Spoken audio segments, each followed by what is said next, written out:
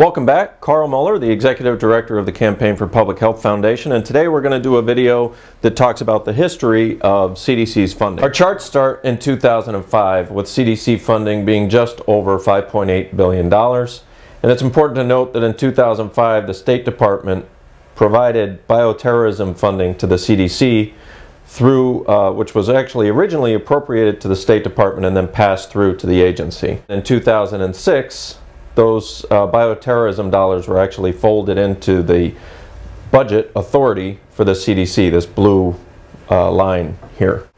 What happened in 2006 was that the CDC's budget was actually cut, but a lot of people didn't notice because on paper budget authority increased, and so people thought that it was actually a major increase to the CDC's budget. CDC was cut again in 2007. 2008 saw an increase for the first time in 3 years, and that was followed again by another increase in 2009. And then in 2010, the CDC was, for all practical purposes in terms of budget authority anyway, level funded. Keep in mind that this line here is inflation, and you'll note that since 2005, the CDC has not kept pace with inflation.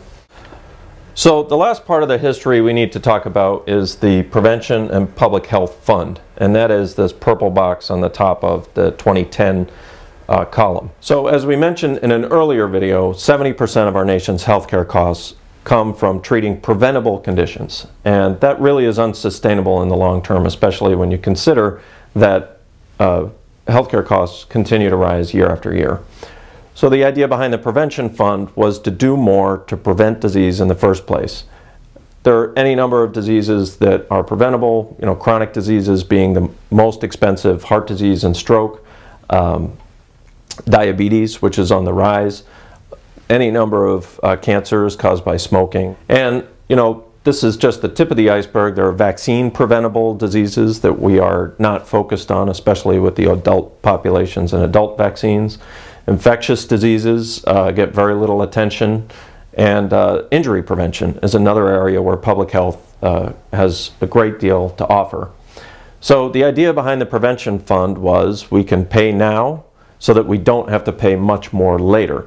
And the whole concept again was to push CDC and other prevention-focused agencies up to the level of inflation and beyond, so that we could really address the bigger issues of these long-term costs. So we're now here on March 30th, just a few days shy of the halfway point through federal fiscal year FY11, which ends September 31st, 2011.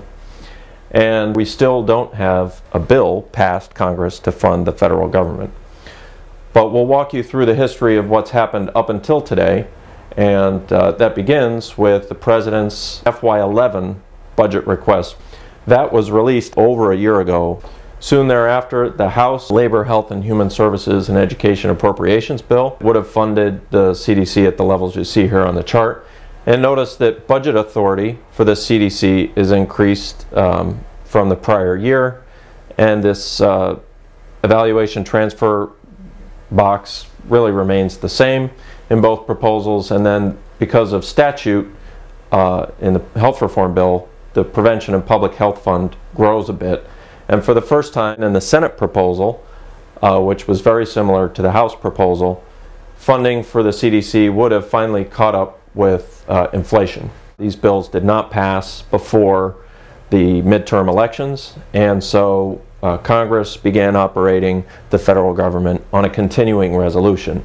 And this next bar shows you the last CR, which expired on March 18th. The idea behind a continuing resolution, Congress says, well, we can't decide what to do for this current fiscal year. Let's just keep doing what we did last year at last year's levels. You'll notice here that the budget authority is the same. The transfers are basically the same in both bills, The only difference is, again, because of statute that increased prevention funds from the prior year a little bit higher than before.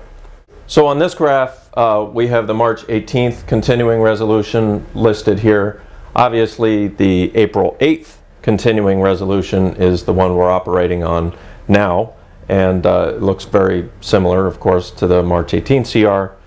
The next video talks about the debate to fill the void of FY11, and also talks a little bit about the beginning of the 2012 fiscal year and how funding for FY12 is moving forward.